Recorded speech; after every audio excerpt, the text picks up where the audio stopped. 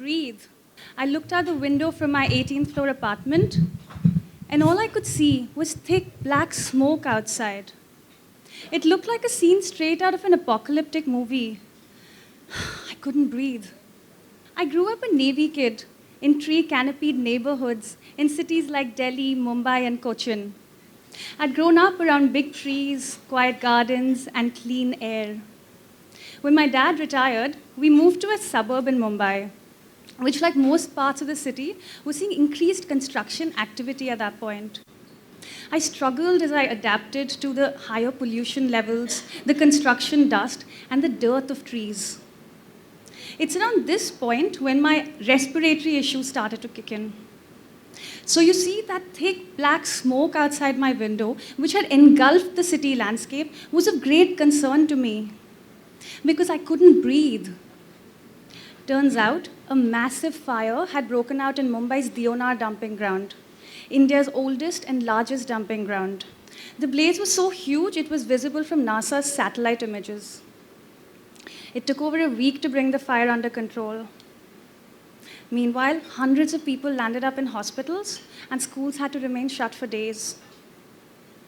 Until this point, I'd never really thought much about my garbage or where it really went. I would simply bag it up and leave it outside my doorstep.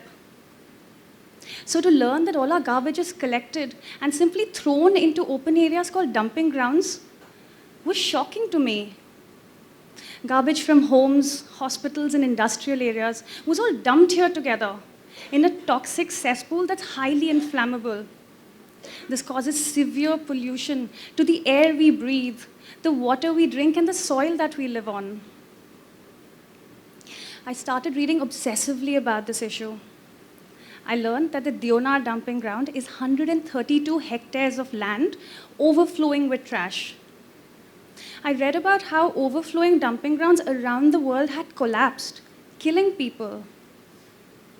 I also learned that the average life expectancy of people living in and around the Deonar dumping ground was about half that of an average Mumbaikar.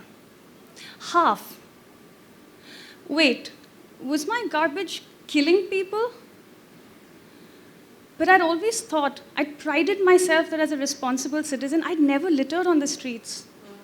But turns out that being responsible about one's trash was a lot more than just throwing it into a bin.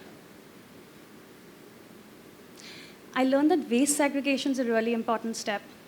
So I started separating my trash into food waste, recyclable waste, and landfill waste. And I was off to a great start until I realized that the garbage collectors were mixing it all up anyway. It was frustrating, but I wasn't giving up.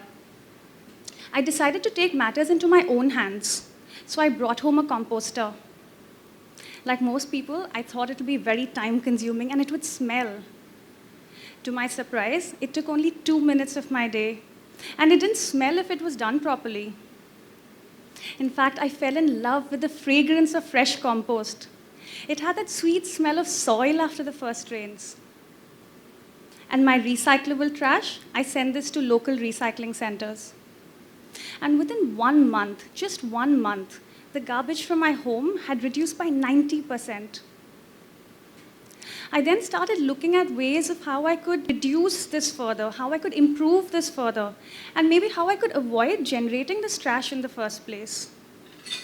So I stopped buying products that were non-recyclable or came with disposable plastic packaging. I also switched to reusable items, like my cloth bag, my stainless steel water bottle, and my bamboo straw. And the results were incredible. I now discard as little as 100 grams of trash from my home. Of course, I posted about this online. And a few eager friends reached out to me. They asked, hey, what is this zero-waste lifestyle that you're living in? How can I try it out? And with a little help, their homes went zero waste too. I was super excited. I wanted everybody to know about this. But you know, the real acid test was my mom. She completely dismissed this idea. What is this waste management? I am not collecting trash at my home. Well, I'm happy to share with you that today she lives a zero-waste lifestyle too. and that she went from being a hoarder of plastic bags to one who chides shopkeepers if she sees them handing these out to anyone.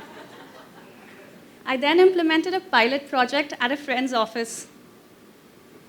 It was challenging, but in a few months, they saw similar results too. And I was excited to see how thrilled everybody at the office was about this.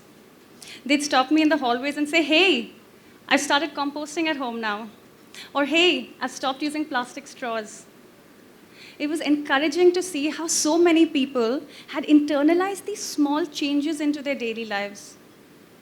And that's when the idea of Skrap was born. Later that year, I did a project with Bacardi NH7 Weekender, a music festival with over 40,000 people attending. At the end of the 3-day event, I could barely feel my feet. We had managed 7 tons of trash and saved more than 80% of it from the landfills. As I headed home after the 3 days of intense work, I reflected upon this year 2016 and this journey that I had set out on. I could finally breathe. Thank you.